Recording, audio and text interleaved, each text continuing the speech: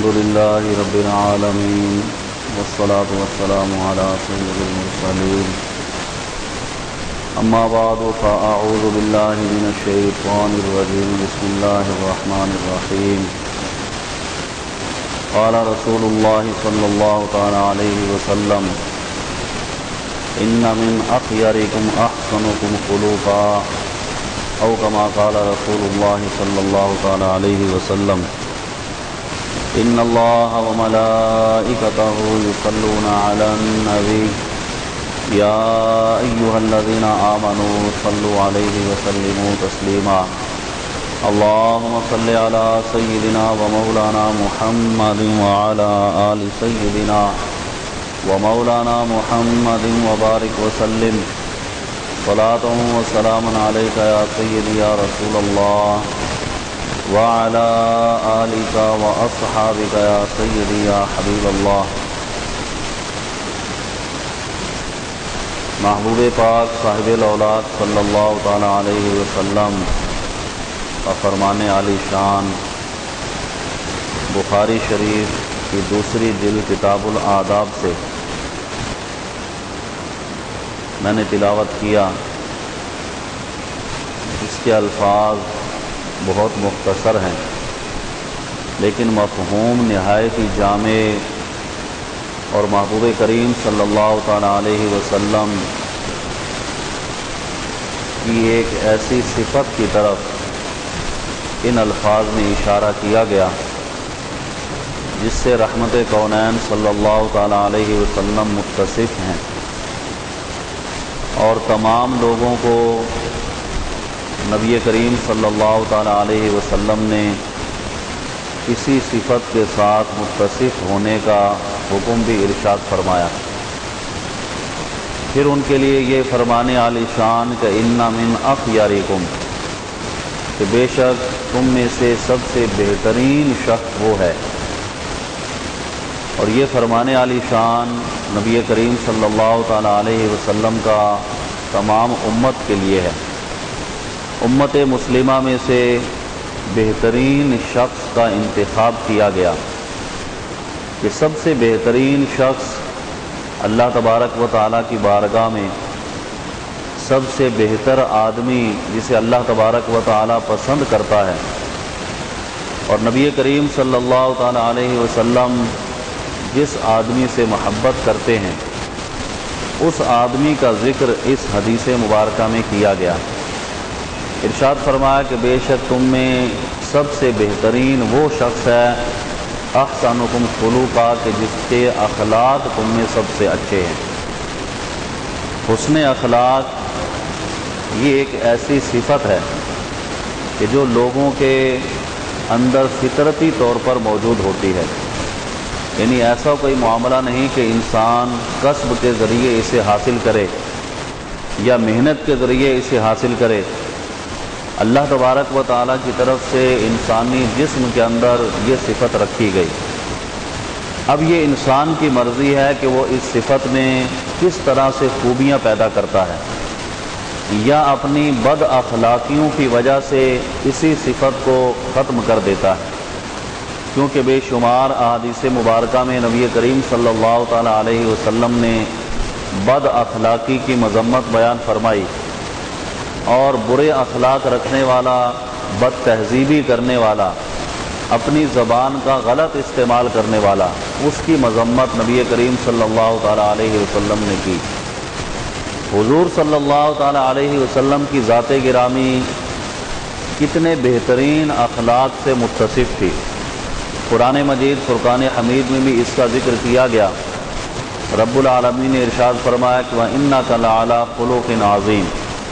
کہ اے محبوب صلی اللہ تعالیٰ علیہ وسلم آپ کو بہترین اخلاق عطا کیے گئے، آپ خلق عظیم پر فائز ہیں.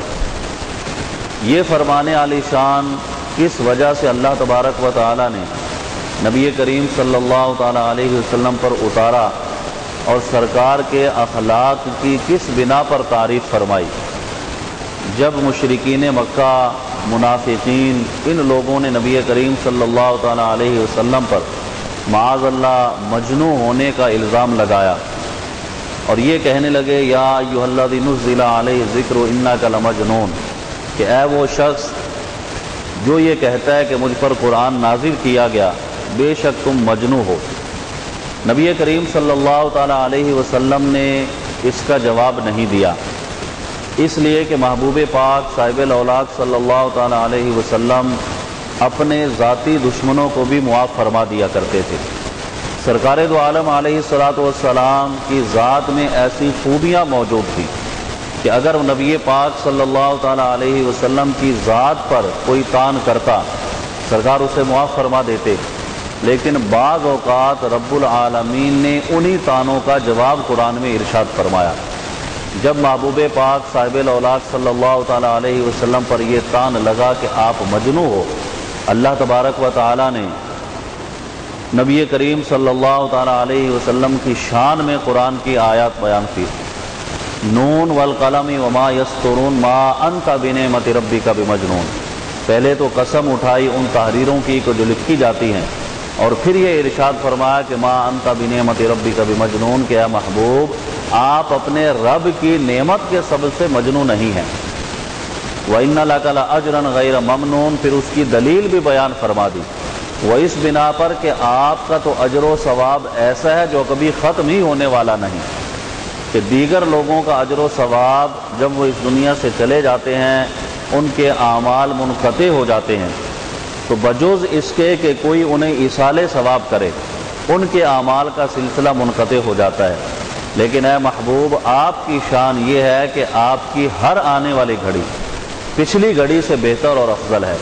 اور ہر گھڑی میں اللہ تبارک و تعالی آپ کے اجر و ثواب کو بڑھاتا ہی چلا جا رہا ہے۔ اور پھر یہ آیات بیان کرنے کے بعد ارشاد فرمایا کہ وَإِنَّكَ لَعَلَىٰ خُلُقٍ عَظِيمٍ، کہ آپ خلق عظیم پر فائز ہیں۔ اللہ تبارک و تعالی نے آپ کو ایسے اخلاق عطا فرمائے کہ کائنات کے اندر کسی شخص کے اندر وہ صفات نہیں رکھی گئی۔ تو محبوب پاک صاحب الاولاق صلی اللہ تعالی علیہ وسلم کے اخلاق حسنہ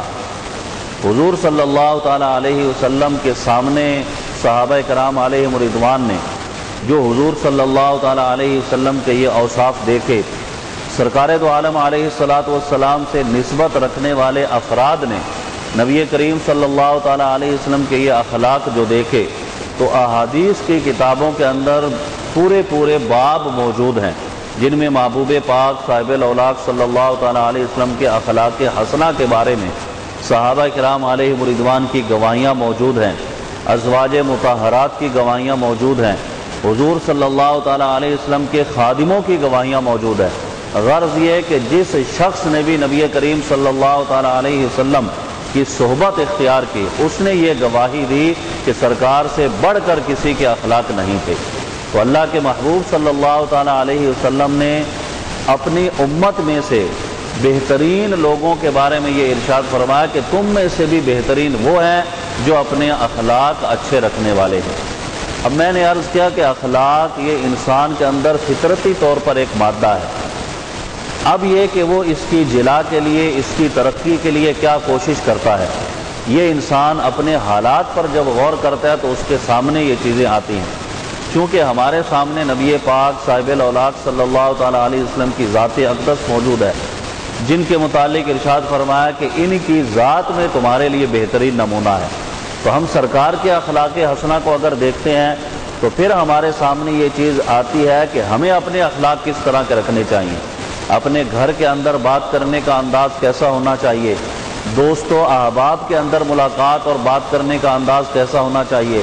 کسی افسر کے سامنے جائیں تو وہاں بات کرنے کا طریقہ کیا ہونا چاہیے۔ غرض یہ کہ ہر شعبے کے اندر انسان اپنے اخلاق کو سنوار کر بات کر سکتا ہے، اور جب اس نہج پر انسان پہنچتا ہے تو اللہ تبارک و تعالی اس آدمی کے لیے ترقی کے دروازوں کو کھول دیتا ہے کہ یہ اپنے اخلاق کو جب سنوارنے کی کوشش کرتا ہے، اللہ تبارک و تعالی بھی اس پر انعام و اکرامات کی بارشیں عطا فرما دیتا ہے۔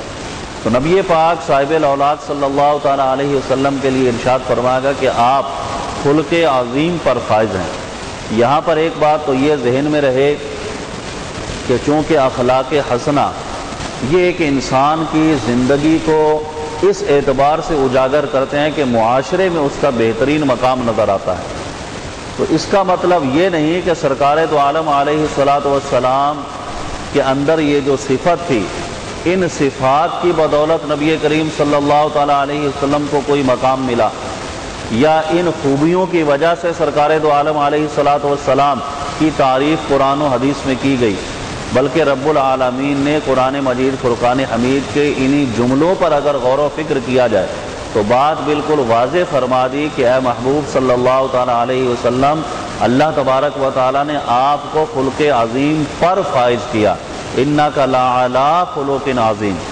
ایک تو یہ کہ آپ کی ذات کے اندر اخلاق حسنہ ہے،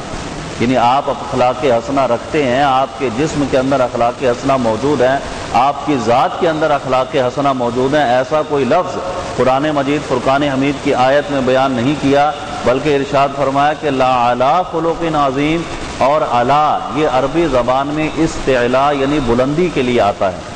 جیسے ہم ایک محاورہ بول دیتے ہیں کہ زید علی السطح، زید چھت پر ہے، تو مقصد کیا کہ چھت زید کے نیچے ہے اور زید چھت کے اوپر کھڑا ہوا ہے، تو یہ بلندی کے معنی میں اعلیٰ کا استعمال کیا جاتا ہے۔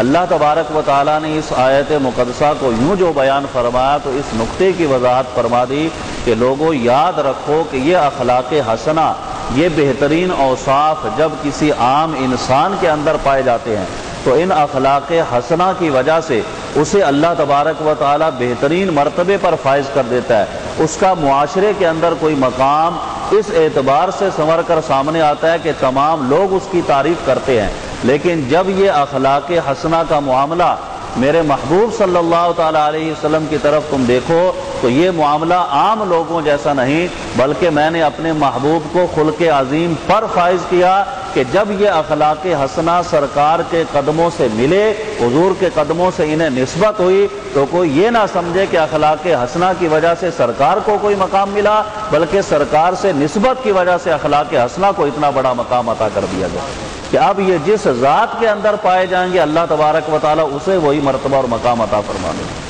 تو گویا کہ نبی پاک صاحب الاولاق صلی اللہ تعالیٰ علیہ وسلم کا معاملہ تو بہت الگ ہے۔ سرکار کا اس حدیث میں یہ الفاظ بیان کرنے کا مقصد یہ ہے کہ اے لوگوں، اپنے اندر ان چیزوں کو اپناؤ، اگر بہترین اخلاق تمہارے ہوں گے، بہترین عادات و اطوار ہوں گے، معاشرے میں تمہارا ایک مقام ہوگا۔ محبوب پاک صاحب الاولاق صلی اللہ تعالیٰ علیہ وسلم کی ازواج مطہرات اور خصوصاً حضرت عائشہ صدیقہ رضی اللہ تعالیٰ عنہا جو امہات المؤمنین میں ہیں، حضرت خدیجہ الکبریٰ رضی اللہ تعالیٰ عنہا، ان کے وہ واقعات کے جو احادیث میں بیان کیے گئے اور پھر انہوں نے نبی کریم صلی اللہ تعالیٰ علیہ وسلم کے بارے میں جو بتایا کہ سرکار کے اخلاق کیا تھے۔ ایک تو وہ مشہور حدیث مبارکہ کہ جس میں حضرت عائشہ رضی اللہ تعالیٰ عنہ سے پوچھا گیا کہ محبوب پاک صاحب الاولاق صلی اللہ تعالیٰ علیہ وسلم کے اخلاق کیا تھے، تو آپ نے ارشاد فرمایا کانا خلوقہ القرآن، پورا قرآن جو ہے وہ ان کے اخلاق حسنہ ہے۔ ایک حدیث میں یہ بھی ہے کہ پوچھنے والے سے ارشاد فرمایا کہ کیا تم نے قرآن نہیں پڑھا، یعنی اگر قرآن پڑھتے تو سرکار کے اخلاق تمہارے سامنے آ جاتے۔ گویا کہ محبوب پاک صاحب الاولاق صلی اللہ تعالیٰ علیہ وسلم کے اندر یہ صفت، یہ خاصہ جو موجود تھا اخلاق حسنہ کا، اس کی گواہیاں ازواج مطہرات، صحابہ کرام، سرکار کے خادمین، حضور سے نسبت رکھنے والا وہ شخص کہ جس نے سرکار کی صحبت کو پایا، اس نے بھی گواہیاں دی کہ محبوب پاک صاحب الاولاق صلی اللہ تعالیٰ علیہ وسلم کی صحبت جو اختیار کر لیتا، سرکار کے پاس آ کر بیٹھ جاتا، حضور کے اخلاق ایسے تھے، پھر ساری زندگی اس بات کا اعلان کرتا کہ سرکار سے بڑھ کر میں نے اخلاق حسنہ والا کوئی شخص نہیں پایا۔ تو نبی پاک صاحب الاولاق صلی اللہ تعالیٰ علیہ وسلم پر پہلی وحی جو نازل ہوئی،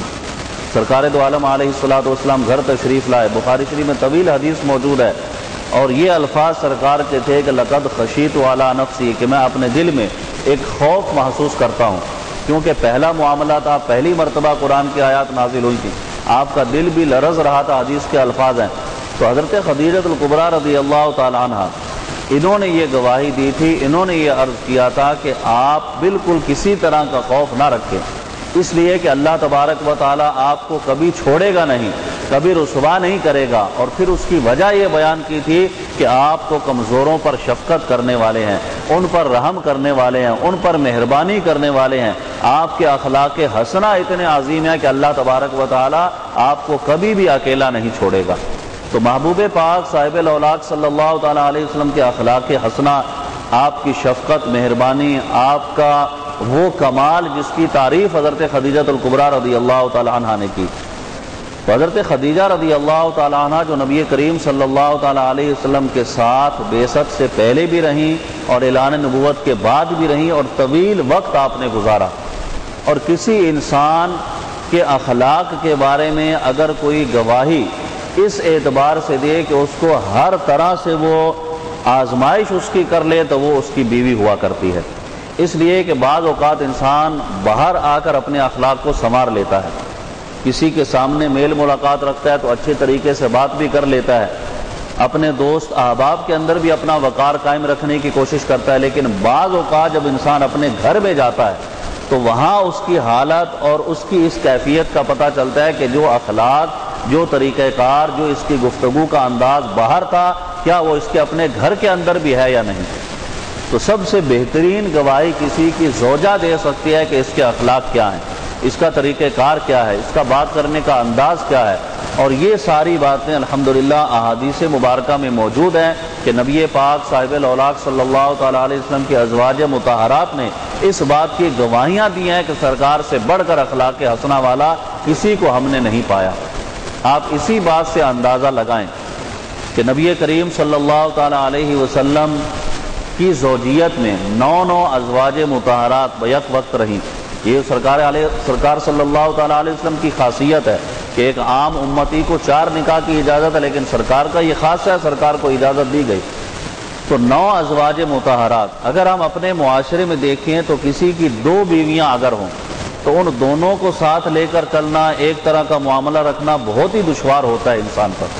لیکن ازواج مطہرات کا کیا معاملہ تھا؟ پھر آپ دیکھیں اس وقت کے حالات اور کیفیات کو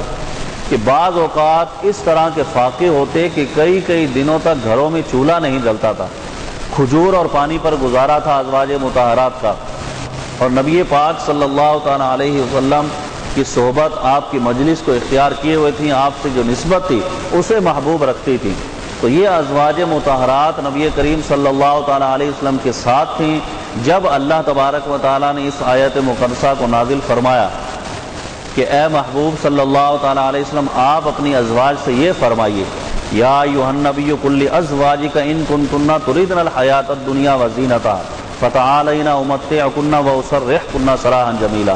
کہ اگر یہ دنیا کی زندگی کا ارادہ رکھتی ہیں، دنیاوی ساز و سامان، دنیا کی خوشیاں، دنیا کے معاملات چاہتی ہیں، تو آپ ان سے یہ فرما دیجئے کہ میں تمہیں الگ کر دیتا ہوں، تم دنیا کا معاملہ اختیار کر لو. اور اگر یہ آخرت کو اپنانا چاہتی ہیں تو آخرت کا گھر ان کے لیے بہت بہتر ہے.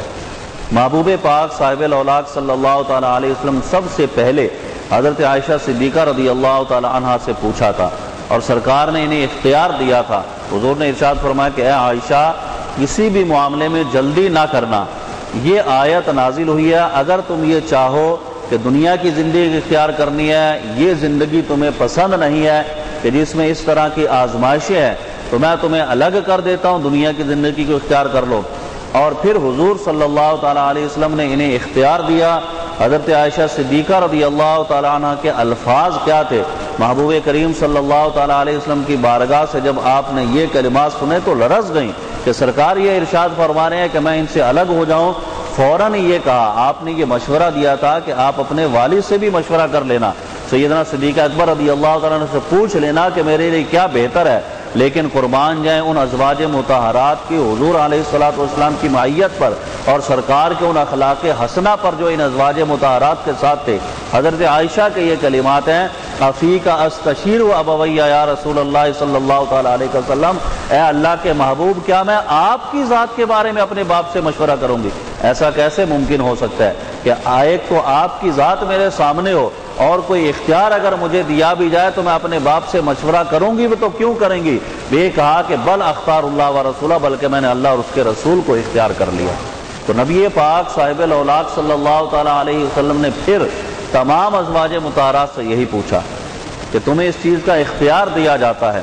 سب نے یہی کہا بل اختار اللہ و رسولہ، ہم اللہ اور اس کے رسول کو اختیار کرتی ہیں. اب کون سی ایسی چیز تھی کہ ان کے سامنے نہ تو کوئی ظاہری مطلب اس طرح کے معاملات تھے کہ عیش و عشرت کی زندگی گزار رہی ہوں، نہ اس طرح کا کوئی معاملات تھے کہ ظاہری سہولتیں ہوں، رہنے کے لیے بھی چھوٹا سا کمرہ تھا جس پر پردے لگے ہوئے تھے، بستر جو تھا وہ بھی چھال کا بنا ہوا تھا۔ تو غرض یہ کہ اس طرح کی آزمائش میں اپنی زندگی گزار رہی تھی، لیکن پھر بھی جب انہیں اختیار بھی دے دیا گیا، اور اگر یہ اس اختیار سے اس معاملے کو بھی پسند کر لیتی دنیا کے، تب بھی ان پر کوئی کسی طرح کا حرج نہیں تھا کہ خود اللہ نے انہیں اختیار دیا تھا۔ لیکن قربان جائیں سرکار دو عالم علیہ الصلوۃ والسلام کی معیت، آپ کی صحبت، آپ کے اخلاق حسنہ پر، کہ جب حضور نے یہ پوچھا تو سب کا یہی جواب تھا بل اختار اللہ و رسولہ، کہ ہم اللہ اور اس کے رسول کو اختیار کرتے ہیں، کہ ہمارے لیے دنیا کا یہ ساز و سامان کچھ بھی نہیں ہے، اگر کچھ ہے تو وہ آپ کے ساتھ جو ہماری نسبت ہے وہی ہمارا سب کچھ ہے۔ اسی طرح آپ دیکھیں دیگر مقامات پر صحابہ کرام علیہم رضوان کے معاملات، انہوں نے بھی نبی کریم صلی اللہ تعالیٰ علیہ وسلم کی صحبت، آپ کے ساتھ رہنے کو پسند کیا، حالانکہ کئی مقامات پر سرکار نے انہیں بھی اختیارات دیے۔ تو گویا کہ اللہ کے محبوب صلی اللہ تعالیٰ علیہ وسلم کے فرمان کا یہ مقصد ہے کہ انسان اگر اپنے اندر یہ صفت پیدا کر لے جو نبی کریم صلی اللہ تعالیٰ علیہ وسلم کا خاصہ ہے، تو وہ انسان بھی پستی سے اٹھ کر بلندی کی طرف جا سکتا ہے۔ اس کے گفتگو کا انداز جو ہے وہ گھر میں بھی جیسا ہے ویسا ہی اس کا باہر ہونا چاہیے، جس طریقے سے اس کے اخلاق باہر ہیں ویسے اس کے گھر میں بھی ہونے چاہیے۔ اگر کوئی زبان کے اندر اس طرح کے معاملات ہیں جو کسی کو تکلیف یا اذیت پہنچاتے ہیں تو ان کو ختم کر کے اپنی زبان کو قابو میں کرے، کہ محدثین کرام ارشاد فرماتے ہیں کہ اگر غور کیا جائے تو یہ زبان سے بے شمار گناہ ہوتے ہیں، بلکہ فرمایا کہ 80 یا 90% گناہ کرنے میں زبان ہی استعمال ہوتی ہے۔ تو انسان اپنی زبان کو کنٹرول کرے گا، زبان کی احتیاط کرے گا اور اپنے اخلاق کو سنوارنے کی کوشش کرے گا۔ آپ دیکھیں نا کہ لوگ بعض اوقات بول دیتے ہیں کہ اسلام جو ہے وہ تیر اور تلوار سے پھیلا ہے۔ تیر اور تلوار سے اسلام نہیں پھیلا، اسلام حسن اخلاق سے پھیلا۔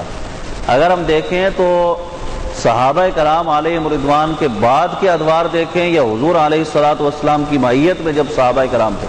ان معاملات کو دیکھیں، بے شمار واقعات احادیث میں ملیں گے کہ سرکار کی بارگاہ میں کفار بھی آئے، مشرکین بھی آئے، منافقین بھی آئے، اور جب حضور کے اخلاق کو دیکھا تو انہوں نے کلمہ پڑھ لیا اور اسلام قبول کر لیا۔ بعد کے معاملات، یہ تلوار اور تیر کا جو معاملہ تھا یہ تو بوقت ضرورت اس چیز کی ضرورت تھی تو اللہ کا حکم تھا، اسے پورا کیا گیا۔ لیکن آپ دیکھیں کہ حضرت خواجہ غریب نواز رضی اللہ تعالیٰ نے کون سی تلوار اٹھائی ہے، لاکھوں افراد جو آپ کے ہاتھ پر جنہوں نے کلمہ پڑھا، اسلام قبول کیا۔ حضور سید غوث اعظم رضی اللہ تعالیٰ نے کون سی تلوار اٹھائی ہے؟ یہ ان کے اخلاق حسنہ تھے، ان کی صحبت کی برکتیں تھی کہ جو ان کے پاس آتا اخلاق دیکھ کر اور اسلام کے کردار کو دیکھ کر وہ اسلام قبول کر لیا کرتا تھا۔ تو وہ بوقت ضرورت جو ہے اس کا حکم دیا گیا کہ مجاہدین جو ہیں وہ کھڑے ہوں اور کافروں سے جہاد کریں، ورنہ وہاں پر بھی آپ جہاد کے اندر بھی دیکھیں تو بے شمار ایسے واقعات ہیں کہ جہاں ان صحابہ کرام کے حسن اخلاق کی بدولت سے کافروں نے اپنی تلواریں پھینک کر اسلام قبول کیا ہے، کہ ان مسلمانوں کے اخلاق ایسے ہیں۔ پھر آپ صحابہ کرام، تابعین، تبع تابعین، پورے ادوار کو دیکھتے چلے ہیں، اور آج تک بلکہ خود اپنی ذات کے اندر، اپنے اس معاشرے کے اندر بھی دیکھیں، اگر انسان اپنے کردار میں تھوڑی سی تبدیلی پیدا کر لے اور اپنے اخلاق کو سنوار لے، بہترین الفاظ اس کی زبان پر ہوں، ملنے جلنے کا انداز بہترین ہو، تو آپ دیکھیں کہ سامنے والے آپ سے ملنے میں محبت ان کے اندر، دلوں کے اندر جو آئے گی تو وہ یہ چاہیں گے کہ آپ سے ملاقات کریں، آپ سے محبت رکھیں، ان کا انداز بھی آپ ہی کی طرح کا ہوگا، اور پھر یہ ایک معاشرے کے اندر ایسا ماحول پیدا ہو جاتا ہے کہ انسان گناہوں سے بھی دور ہو جاتا ہے اور ظلم و زیادتیوں سے بھی بچ جاتا ہے۔ یہ جو ہمارے معاشرے کے اندر اس طرح کے ظلم ہو رہے ہیں یہ اسی بنا پر ہیں کہ انسان اپنے اخلاق کو کھو بیٹھا ہے۔ ایک مسلمان کا جو کردار تھا، مسلمان کے جو اخلاق تھے، سیدنا امام اعظم ابو حنیفہ رضی اللہ تعالیٰ عنہ جن کی ہم تقلید کرتے ہیں، حنفی ہیں، ان کی تقلید کرتے ہیں، اپنے امام کا آپ کردار دیکھیں کہ امام اعظم ابو حنیفہ رضی اللہ تعالیٰ عنہ ایک مرتبہ کسی مقام سے جا رہے ہیں، بارش کا موسم تھا اور کیچڑ جو تھی پڑی ہوئی تھی، وہاں آپ کا پاؤں پڑا تو وہ کیچڑ جو تھی اڑ کر کسی کی دیوار پر لگ گئی۔ اب یہ جس کی دیوار پر لگی یہ مسلمان نہیں تھا، اور تھا بھی ان کا مقروض کہ امام اعظم کثرت سے لوگوں کو قرض بھی دیتے تھے، تجارت کیا کرتے تھے، مال اللہ تبارک و تعالیٰ نے وافر مقدار میں دیا تھا، لیکن اب ایک شخص کی دیوار خراب ہو گئی۔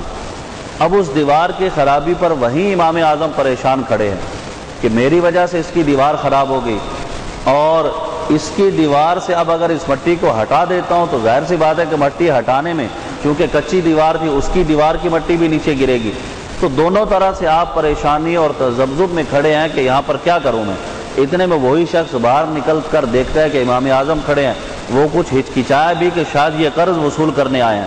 تو آپ کی بارگاہ میں حاضر ہو کر اس نے کہا کہ میں آپ کا قرضہ آپ تک پہنچا دوں گا۔ امام اعظم نے فرمایا کہ میں قرض کے لیے یہاں پر کھڑا نہیں ہوا بلکہ گزر رہا تھا، میری وجہ سے تمہاری دیوار خراب ہو گئی، اب اگر اس مٹی کو ہٹاتا ہوں تو تمہاری دیوار سے بھی مٹی نیچے گرے گی، اب دونوں طرح سے میں پریشانی میں مبتلا ہوں، تم ایسا کرو کہ مجھے معاف کر دو۔ اس شخص نے جب یہ دیکھا کہ مسلمانوں کا اتنا بڑا امام اور اس بنا پر یہاں پریشان کھڑا ہے کہ میری دیوار خراب ہو گئی، تو اس نے یہ کہا کہ حضور اس دیوار سے مٹی اتارنے کا تو بعد میں سوچئے گا، پہلے میرے دل پر جو کفر کی مٹی ہے اسے دور کر دیجئے۔ کلمہ پڑھا اور مسلمان ہو گیا۔ یہ آپ کے اخلاق حسنہ ہی تھے، یعنی بہترین طریقہ کار